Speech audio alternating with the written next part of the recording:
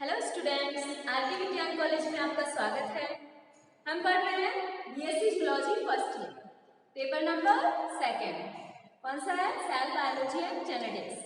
Cell biology की unit first में है सेक्शन 8। उसमें हमने क्या पढ़ लिया? सेल का इंट्रोडक्शन पढ़ लिया है, ठीक है। सेल मेम्ब्रेन के बारे में पढ़ लिया है, प्रोकैरियोटिक यूकैरियोटिक सेल्स के बारे में पढ़ लिया है। आज हम पढ़ेंगे सेल ऑर्गेनेल्स के बारे में, ठीक है। तो सेल ऑर्गेनेल्स किसमें प्रेजेंट है? यूकैरियोटिक सेल्स के अंदर प्रेजेंट है। प्रोकैरियोटिक सेल्स में क्या प्रेजेंट है? प्रोकैरियोटिक सेल्स में सिर्फ राइबोसोम्स प्रेजेंट है, वो भी 70s टाइप के, ठीक है। तो आज हम क्या करेंगे? सेल ऑर्गेनेल्स का टॉपिक पढ़ेंगे। तो उसके अंदर सेल ऑर्गेनेल्स में आज हम पढ़ेंगे माइटोकॉन्ड्रिया। माइटोकॉन्ड्रिया क्या होता है? माइटोकॉन्ड्रिया को पावर हाउस ऑफ सेल भी बोलते हैं। माइटोकॉन्ड्रिया सेमी ऑटोनोमस रेप्लिकेशन क्यों बोला है इसको, ठीक है। और कुछ साइंटिस्ट ने ये कहा कि माइटोकॉन्ड्रिया है वो एक बैक्टीरियल सेल है, बैक्टीरिया की सेल है जो इवोल्यूशन होकर माइटोकॉन्ड्रियल सेल में कन्वर्ट हुई है। इसको बोलते हैं सेल विद इन सेल, मतलब कि सेल के अंदर एक और सेल है, ठीक है। तो ये किस लिए बोला गया? किसने बोला? इसकी हिस्ट्री, इसकी कंपोजिशन क्या क्या होता है, इसकी स्ट्रक्चर, अल्ट्रा स्ट्रक्चर के बारे में आज हम पढ़ेंगे, ठीक है। तो पावर हाउस ऑफ सेल किसने बोला? पावर ऑफ सेल को बोला गया इसे, क्यों बोला गया? क्योंकि ये एनर्जी जनरेट कर रहा है, एनर्जी देने में हेल्प कर रहा है, सेलुलर रेस्पिरेशन में हेल्प कर रहा है, ठीक है। तो इसलिए क्या बोला गया इसको? पावर हाउस ऑफ सेल, ठीक है। तो इसके बहुत सारे फंक्शंस के बारे में भी हम पढ़ेंगे, ठीक है। और आज हम पढ़ेंगे अभी हिस्ट्री के बारे में कि किसने इसको डिस्कवर किया, किसने इसके बारे में क्या क्या स्टेटमेंट दिया, माइटोकॉन्ड्रिया नाम किसने दिया, बायोप्लास्ट नाम किसने दिया, ठीक है। एल्टमान ने क्या बोला? एल्टमान ने क्या बोला था? बैक्टीरियल सेल से क्या बनाया? ये माइटोकॉन्ड्रिया बनाया। बैक्टीरियल सेल क्या करा? यूकैरियोटिक सेल्स के अंदर चला गया और इवोल्यूशन होकर क्या बन गया? माइटोकॉन्ड्रिया बन गया। तो इसकी बहुत सारे सबने बायोजेनेसिस दिए, बहुत सारे साइंटिस्ट ने बायोजेनेसिस दिए कि है ना माइटोकॉन्ड्रिया का जनरेशन कैसे हुआ, किस तरह से फॉर्मेशन हुआ।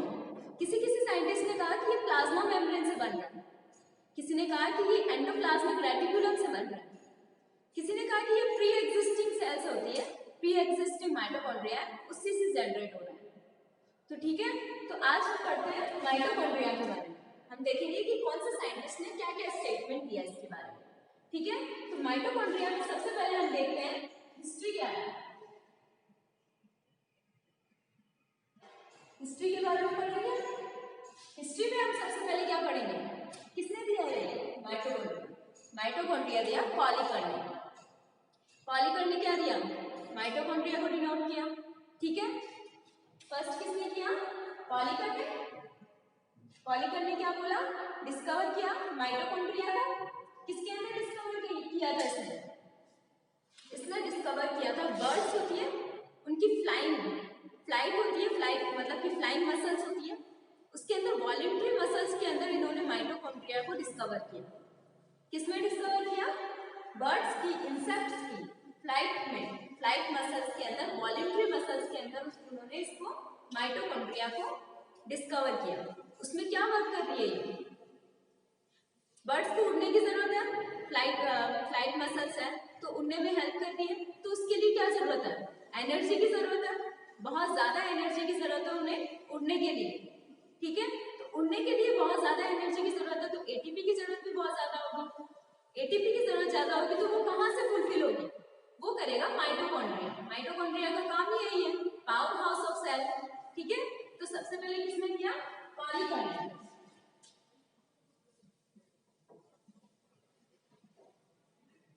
पॉलीकर ने दिया, ठीक है। किसके अंदर दिया? इसको दिया था 1880 के अंदर, 1880 में दिया था। किसमें दिया था?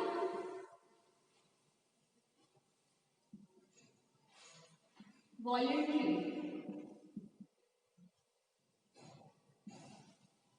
Muscles, voluntary muscles, flight muscles, ठीक है। इन फ्लाइट मसल्स किसके अंदर? वॉलेंट्री मसल्स और फ्लाइट मसल्स इंसेक्ट के अंदर, इसमें इंसेक्ट में डिस्कवर किया था। इंसेक्ट में वॉलेंट्री मसल्स और फ्लाइट मसल्स के अंदर क्या किया था, माइटोकॉन्ड्रिया की खोज की गई। माइटोकॉन्ड्रिया की खोज की गई।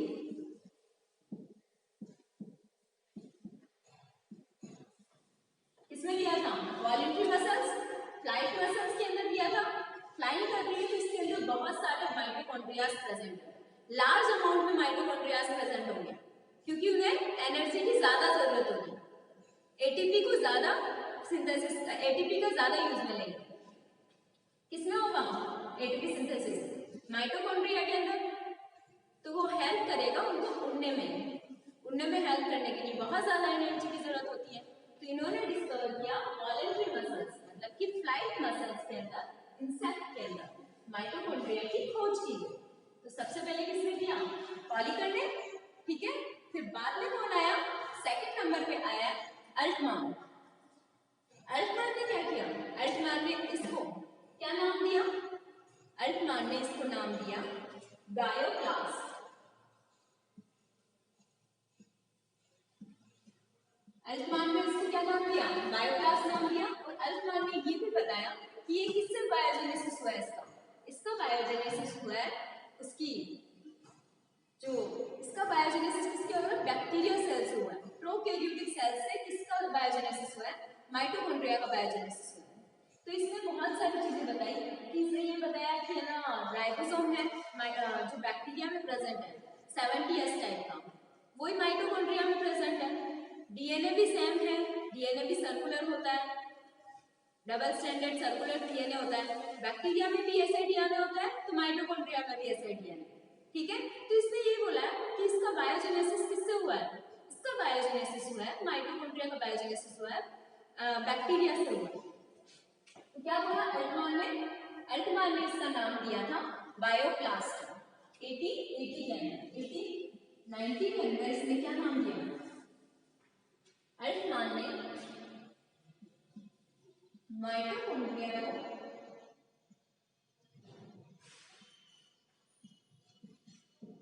बायोप्लास्ट नाम दिया।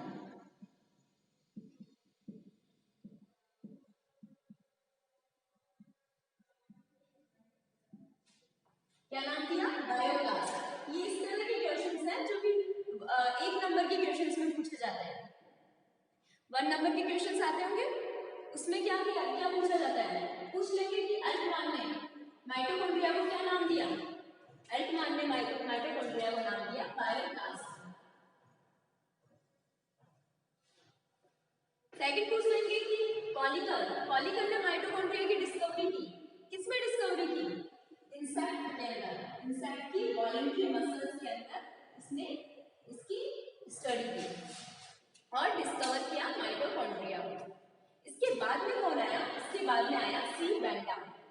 सी बेंटा आया, सी बेंटा ने क्या किया, माइटोकॉन्ड्रिया टर्म को इंट्रोड्यूस किया, इसने बायोप्लास्ट बताया। सी बेंटा क्या बताएगा, सी बेंटा बताएगा कि ये माइटोकॉन्ड्रियन है। क्या नाम दिया सी बेंटा ने, माइटोकॉन्ड्रियन नाम दिया। अल्टमान क्या नाम लेके जा रहा है, अल्टमान नाम लेके जा रहा है बायोप्लास्ट। सी बेंटा क्या नाम लेके जा रहा है, माइटोकॉन्ड्रियन। किसमें, 1897 के अंदर इसने माइटोकॉन्ड्रियन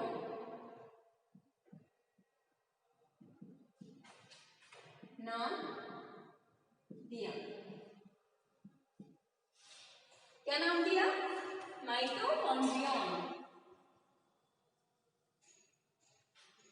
किसने दिया, सी बेंटा ने।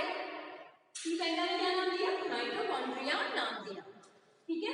तो ये हिस्ट्री के क्वेश्चंस हैं जो कि 1 नंबर में पूछे जा सकते हैं कि माइटोकॉन्ड्रिया की खोज किसने की, किसके अंदर की, कौन से सन में की, ठीक है। और बायोप्लास्ट नाम किसने दिया। इस तरह से ये क्या पूछे जा सकते हैं, इसकी हिस्ट्री के बारे में पूछे जा सकते हैं। अब आएगा किन्सबर्ग। किन्सबर्ग ने क्या किया? सेलुलर रेस्पिरेशन को एक्सप्लेन किया। कौन आया? किन्सबर्ग। किन्सबर्ग ने क्या किया? किन्सबर्ग ने सेलुलर रेस्पिरेशन को डिनोट किया कि सेलुलर रेस्पिरेशन करके जा रहा है माइटोकॉन्ड्रिया। माइटोकॉन्ड्रिया क्या कर रहा है? माइटोकॉन्ड्रिया सेलुलर रेस्पिरेशन करके जा रहा है। सेलुलर रेस्पिरेशन मतलब कि जो हम फूड ले रहे हैं, ठीक है, उससे क्या हो रहा है? एनर्जी जनरेट हो रही है। किसके थ्रू? माइटोकॉन्ड्रिया के थ्रू। माइटोकॉन्ड्रिया के थ्रू क्या हो रहा है? एनर्जी का जनरेशन हो रहा है। तो ये किसने बता दिया? कौन बता के जा रहा था? ये बता के जाया किन्सबर्ग। किन्सबर्ग ने क्या बताया?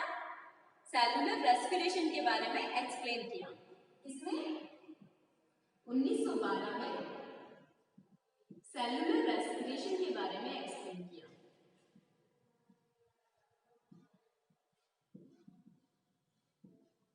सेलुलर रेस्पिरेशन के बारे में एक्सप्लेन किया।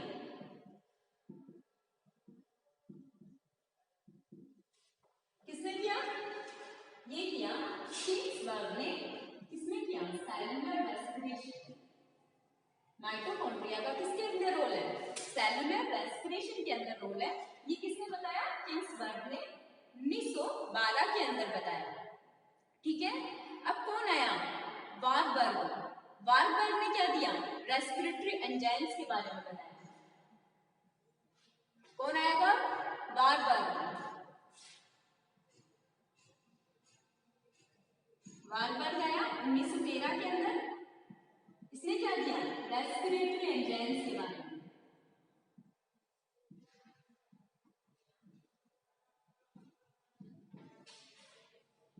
में। माइटोकॉन्ड्रिया का रोल बताया।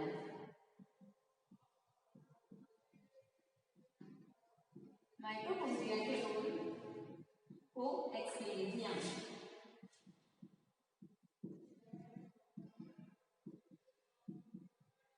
क्या बताया कि माइटोकॉन्ड्रिया में क्या प्रेजेंट है?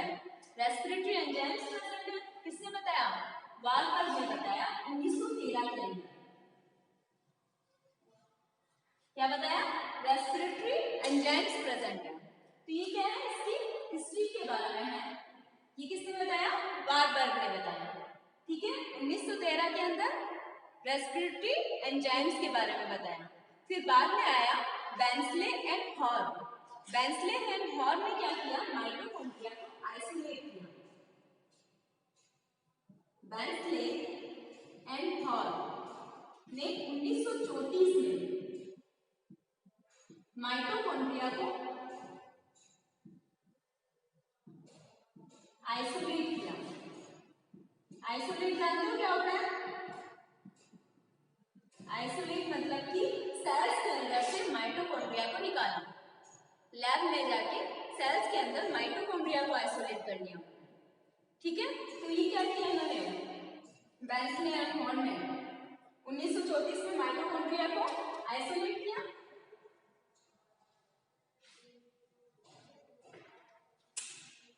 फर्स्ट कौन आया? मतलब कि माइटोकॉन्ड्रिया को डिस्कवर किसने किया? पॉलीकर ने किया। पॉलीकर ने किया किसके अंदर? फ्लाइट मसल्स के अंदर, इंसेक्ट की फ्लाइट मसल्स, वॉलेंट्री मसल्स के अंदर डिस्कवर किया। ठीक है, फिर बाद में क्या आया? एल्टमान आया। एल्टमान ने क्या बोला? एल्टमान ने बोला कि इसका नाम बायोप्लास्ट नाम दिया। बायोप्लास्ट इसने नाम नहीं दिया था माइटोकॉन्ड्रिया, इसने डिस्कवर किया था। और क्या हुआ? एल्टमान ने इसका नाम दिया बायोप्लास्ट। ठीक है, फिर बाद में आया सी वेंडा, इन्होंने माइटोकॉन्ड्रिया नाम दिया इसका। ठीक है, माइटोकॉन्ड्रिया नाम दिया। फिर आया किन्सबर्ग। किन्सबर्ग ने दिया सेलुलर रेस्पिरेशन के बारे में बताया कि माइटोकॉन्ड्रिया का रोल सेलुलर रेस्पिरेशन के अंदर, रेस्पिरेशन में बहुत ज्यादा रोल है। इसने बॉन्ड करके क्या क्या बताया कि रेस्पिरेटरी एंजाइम्स के बारे में बताया। जो रेस्पिरेशन करके जा रहा है वो एंजाइम्स कहाँ प्रेजेंट है? वो माइटोकॉन्ड्रिया के अंदर प्रेजेंट है। तो ये किसने बताया? वारबर्ग ने बताया। फिर आया बेंसले एंड हॉर्न। बेंसले एंड हॉर्न ने क्या बताया? माइटोकॉन्ड्रिया को आइसोलेट कर लिया। कहाँ से? सेल से माइटोकॉन्ड्रिया को ले लिया, माइटोकॉन्ड्रिया को सेल से आइसोलेट कर लिया। ठीक है, और फ्लेमिंग ने क्या किया? इस जो माइटोकॉन्ड्रिया है तो इसका नाम फ्लिया दिया। क्या दिया? फ्लेमिंग ने इसका नाम फ्लिया दिया।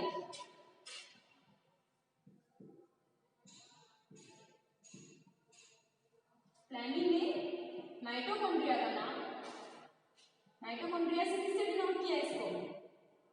माइटोकॉन्ड्रिया को फ्लिया नाम से डिनोट किया।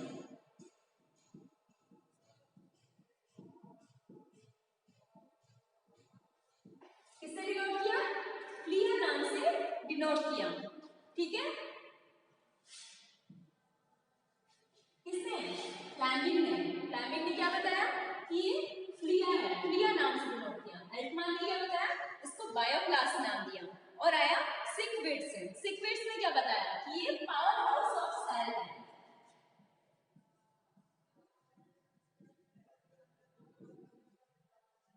सिकविट्स ने इसे पावर हाउस ऑफ सेल कहा।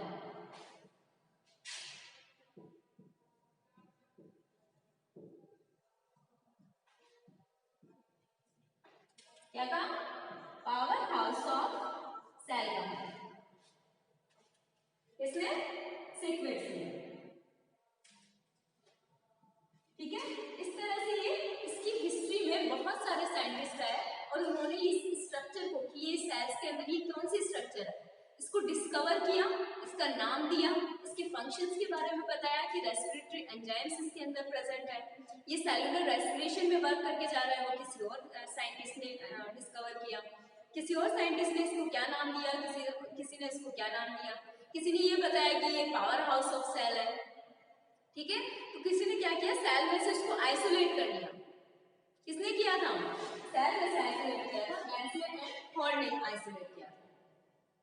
तो ये क्या है? माइटोकॉन्ड्रिया एक बहुत ही largest cell organelles, second largest cell organelles.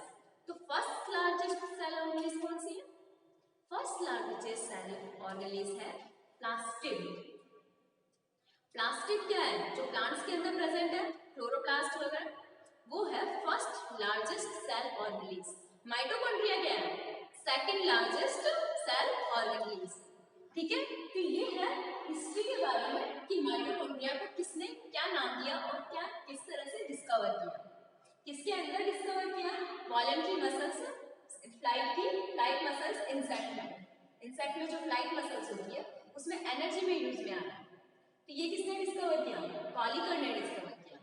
तो इस तरह से इसकी हिस्ट्री के बारे में बताया गया कि ये माइटोकॉन्ड्रिया किस किस क्या क्या फंक्शन करके जा रहे हैं, इसको आइसोलेट किसने किया है, इसके बारे में बताया गया। ठीक है, अब हिस्ट्री के बारे में बाद में हम पढ़ेंगे इसके अंदर, इसके कुछ कैरेक्टरिस्टिक्स के बारे में, फिर इसके बारे में क्या पढ़ेंगे, इसके अल्ट्रा स्ट्रक्चर के बारे में, इसकी केमिकल कंपोजिशन के बारे में कि क्या इसकी स्ट्रक्चर में प्रेजेंट हो सकता है। ठीक है, माइटोकॉन्ड्रिया को क्या कहा गया? Second largest cell ऑर्गेनेलिज्म। माइटोकॉन्ड्रिया को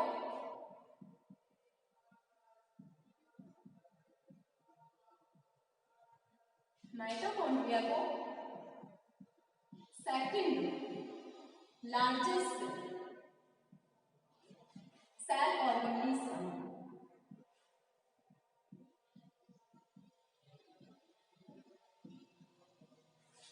क्या कहा? Second largest cell organellism. First largest cell organellism कौन है? प्लास्टिड। ठीक है, प्लास्टिड क्या है? First largest cell ऑर्गेनेलिज्म। माइटोकॉन्ड्रिया क्या है? Second largest cell ऑर्गेनेलिज्म। ठीक है, और क्या कहा गया माइटोकॉन्ड्रिया को? पावर हाउस ऑफ सेल, क्योंकि क्या करके जा रही है? एनर्जी को जनरेट करके जा रही है। तो माइटोकॉन्ड्रिया को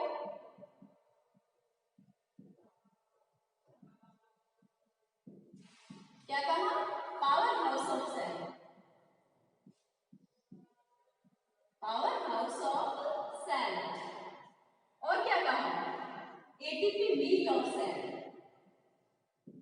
एटीपी जनरेट कर रही है सेल के अंदर, एटीपी मील ऑफ सेल कहा गया?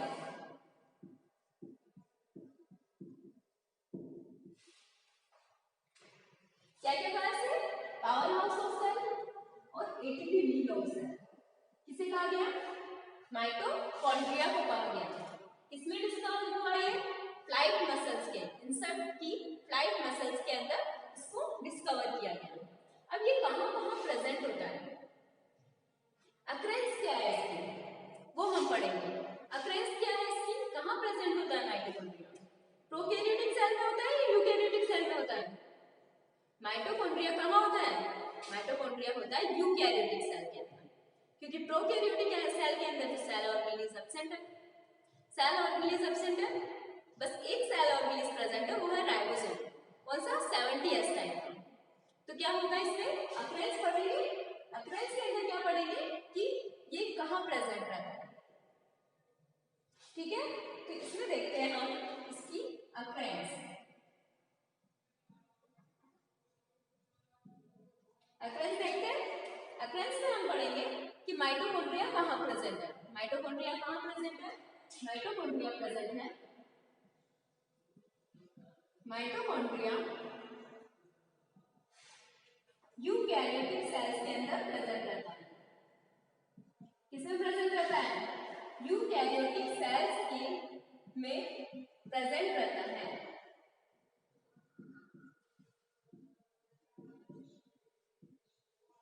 और प्रोकैरियोटिक सेल्स के अंदर एब्सेंट रहता है। प्रोकैरियोटिक सेल्स में एब्सेंट रहता है।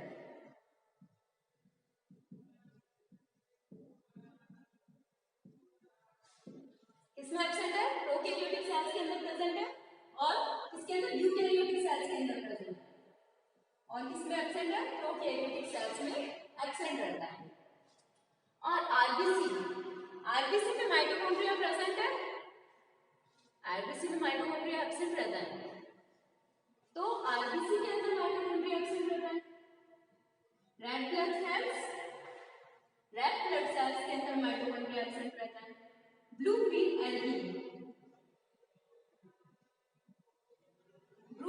एल्गी में माइटोकॉन्ड्रिया एब्सेंट रहता है।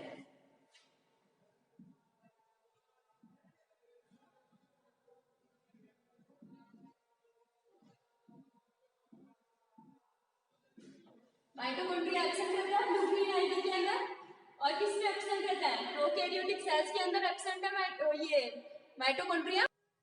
कहाँ प्रेजेंट रहता है? यूकैरियोटिक सेल्स के अंदर। और कहाँ प्रेजेंट रह सकता है? जहां पर एनर्जी की ज्यादा जरूरत हो। यूं देख लो कि जहां एनर्जी की जरूरत है माइटोकॉन्ड्रिया प्रेजेंट रहेगा। जैसे कि स्पर्म है, उसके मूवमेंट के लिए स्पर्म क्या करता है? मूव करता है एग की तरफ। तो उसके मूवमेंट के लिए एनर्जी की जरूरत होगी। तो एनर्जी की जरूरत होगी तो इसके अंदर भी क्या रहेगा? माइटोकॉन्ड्रिया प्रेजेंट रहेगा, ठीक है? तो जहां जहां माइटोकॉन्ड्रिया की जरूरत होगी, मतलब कि जहां एनर्जी की जरूरत होगी, वहां क्या होगा? माइटोकॉन्ड्रिया प्रेजेंट रहेगा, वहां माइटोकॉन्ड्रिया ज्यादा अमाउंट में प्रेजेंट रहेगा। जैसे कि फ्लाइट मसल्स ऑफ इंसेक्ट्स, उड़ने के लिए बहुत ज्यादा एनर्जी की जरूरत है, तो एनर्जी माइटोकॉन्ड्रिया की नंबर भी बहुत ज्यादा होंगी। तो ये हम देखते हैं नंबर के बेसिस पे। नंबर के बेसिस पे देखते हैं साइज इसका क्या होता है? डिपेंड करता है इसकी मेटाबॉलिक एक्टिविटी के ऊपर। मेटाबॉलिक एक्टिविटी पे कैसे डिपेंड कर रहा है कि हाँ स्पर्म मतलब कि कोई भी है सेल जिसे है ना एनर्जी की ज्यादा जरूरत है, तो उसमें क्या होगी? माइटोकॉन्ड्रिया बहुत सारे लार्ज अमाउंट में प्रेजेंट रहेंगे। उसके नंबर क्या होंगे? लार्ज अमाउंट में प्रेजेंट रहेंगे। और क्या होगा? माइटोकॉन्ड्रिया अगर स्मॉल मतलब कि कम एनर्जी की जरूरत है तो क्या होगा? उस सेल्स के अंदर माइटोकॉन्ड्रिया स्मॉल अमाउंट में प्रेजेंट रहेंगे, ठीक है? तो ये हो गया नंबर के बेसिस पे। साइज किस पे डिपेंड है? साइज डिपेंड है इसकी मेटाबॉलिक एक्टिविटी पे। साइज और शेप किस पे डिपेंड होती है?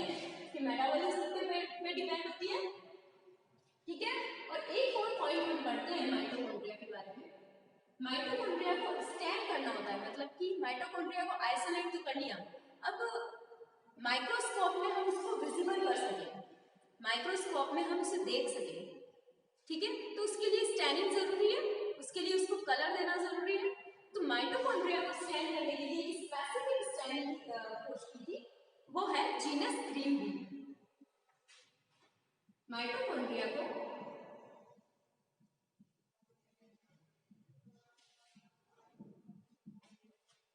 स्टैनिंग करने के लिए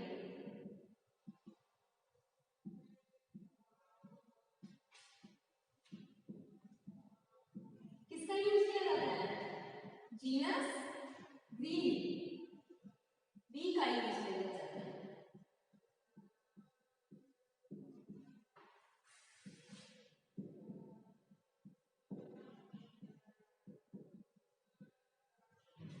इसका यूज में ले रहे हैं जीनस ग्रीन बी।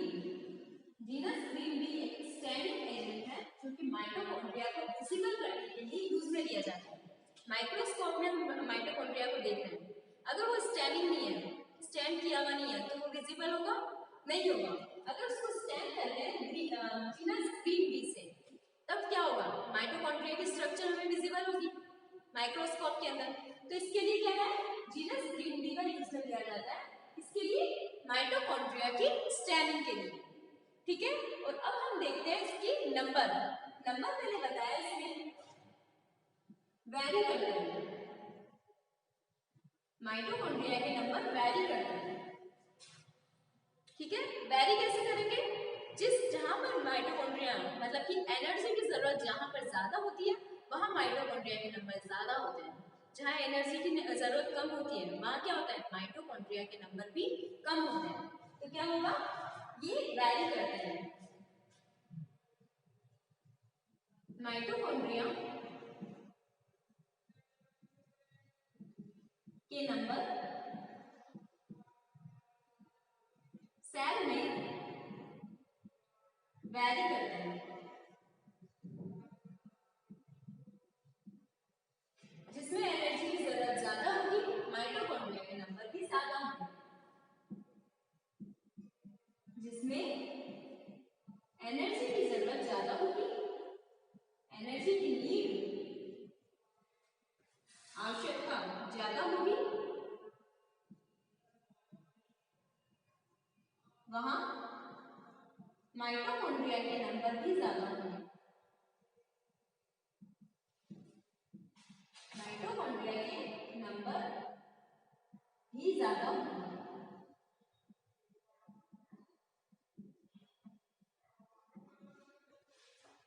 क्या होंगे? माइटोकॉन्ड्रिया के नंबर भी ज्यादा होंगे वहां पे। अगर वहां पर क्या है?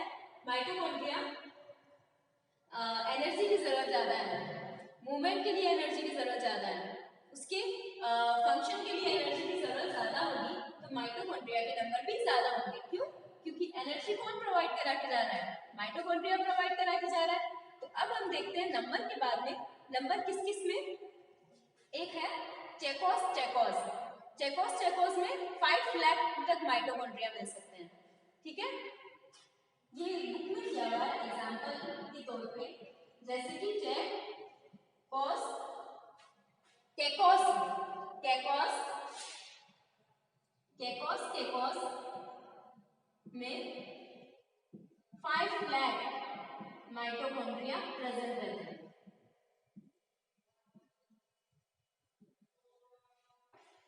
कितने? 5 लाख माइटोकॉन्ड्रिया प्रेजेंट रहते हैं। किसमें? केकोस केकोस के अंदर।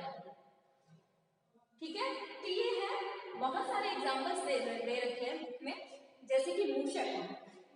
ठीक है, मूषक का एग्जांपल दे रखा है।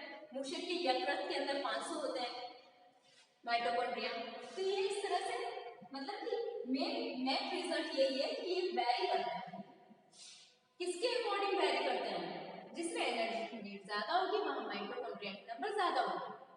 अगर फ्लाइट मसल है तो वहां माइटोकॉन्ड्रिया के नंबर ज्यादा होंगे। ठीक है, माइटोकॉन्ड्रिया के नंबर किसमें ज्यादा होंगे? फ्लाइट मसल्स के अंदर। और यीस्ट है, यीस्ट में यीस्ट है, यीस्ट के अंदर क्या होंगे? कॉलेरा है, कॉलेरा के अंदर क्या होंगे? माइटोकॉन्ड्रिया के नंबर बहुत कम होंगे। तो ये क्या है? डिपेंड करता है किसके ऊपर? वैरी करता है एनर्जी की नीड के ऊपर। ठीक है, तो ये हो गया इसके नंबर के बेसिस पे। अब हम देखते हैं इसके साइज के बेसिस पे। तो साइज और शेप के बेसिस पे हम देखते हैं तो ये क्या करता है, ये साइज के बेसिस पे मेटाबॉलिक एक्टिविटीज पे डिपेंड करता है, ठीक है। साइज के बेसिस पे, मतलब साइज इसकी वैरी भी करती है, किसी में लार्ज साइज होती है तो किसी में स्मॉल साइज होती है, साइज भी वैरी करती है। और एक और मतलब कि वैरी करती है साइज, शेप भी इसकी वैरी करती है, किसी में थ्रेड लाइक होती है, किसी में स्मॉल पार्टिकल्स लाइक होती है, ठीक है, किसी में स्पाइरल होती है, किसी में राउंडेड शेप होती है, ठीक है। तो ये है शेप भी इसकी वैरी करती है, तो ठीक है। अब बढ़ते हैं इसके साइज के बेसिस पे। तो एक पर्टिकुलर साइज में दिया हुआ है, पर्टिकुलर नहीं दिया हुआ, वैरी दिया हुआ साइज है कि हाँ इतनी साइज में इतनी साइज में इसकी लंबाई होगी, इतनी साइज में इतनी साइज में इसकी क्या होगी, डायमीटर होगा, ठीक है। डायमीटर कितना होगा, डायमीटर होगा इसका 0.2 से 2 माइक्रोमीटर तक, ठीक है। इस तरह से इसकी लेंथ भी वैरी करेगी। तो ये क्या है, साइज इसमें वैरी कर रहा है कि किसी में क्या है 0.2 माइक्रोमीटर इसका डायमीटर है, तो किसी में क्या होगा 2 माइक्रोमीटर इसका डायमीटर होगा। तो ये क्या कर रहा है, वैरी कर रहा है। और लंबाई में क्या है इसकी 0.3 से 4 माइक्रोमीटर। तो साइज हम देखते हैं, इसमें साइज कर रहा है, इसका वैरी कर रहा है साइज माइटोकॉन्ड्रिया का, माइटोकॉन्ड्रिया का साइज वैरी कर रहा है, किस पे डिपेंड कर रहा है, मेटाबॉलिक एक्टिविटी पे डिपेंड कर रहा है, ठीक है। माइटोकॉन्ड्रिया की साइज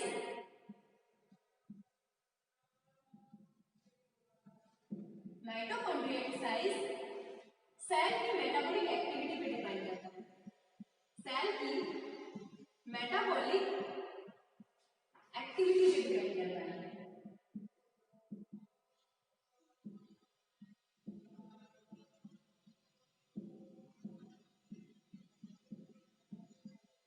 क्या कर रहा है, सेल की मेटाबॉलिक एक्टिविटी पे डिपेंड कर रहा है, क्या, इसकी साइज माइटोकॉन्ड्रिया की, ठीक है।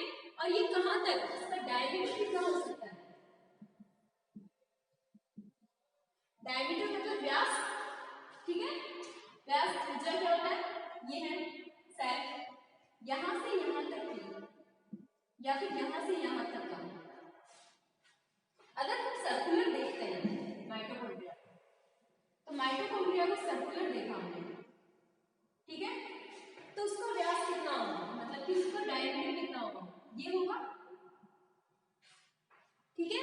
ये इसका डायमीटर होगा, यही इसकी लेंथ होगी, ठीक है।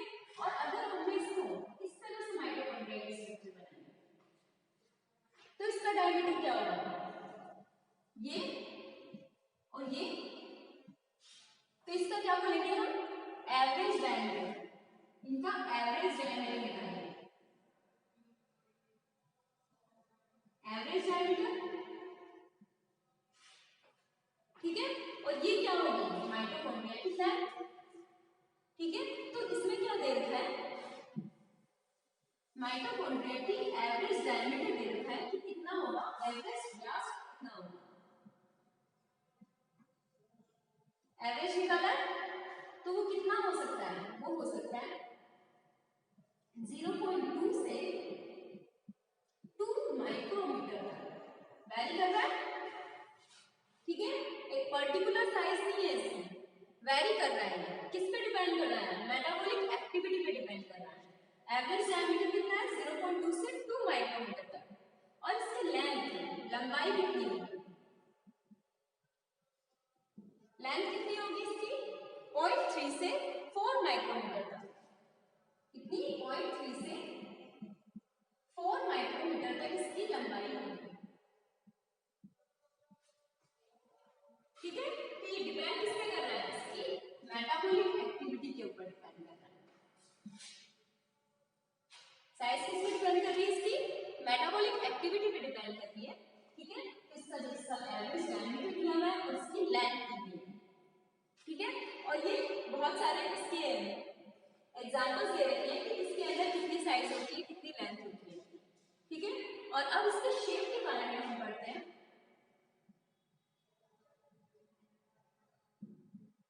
शेप क्या है इसकी, शेप चेंज होती जा रही है इसकी, क्या है, थ्रेड लाइक है, ठीक है। तो कोई क्या है, रोड शेप है, तो इसकी क्या है, शेप चेंज हो रही है, तो शेप भी चेंज हो रही है। तो शेप क्या हो सकती है, राउंड हो सकती है, थ्रेड लाइक हो सकती है, रोड शेप हो सकती है, ठीक है। तो ये इसकी शेप भी क्या करती है, वेरी कर रही है, शेप वेरी कर रही है।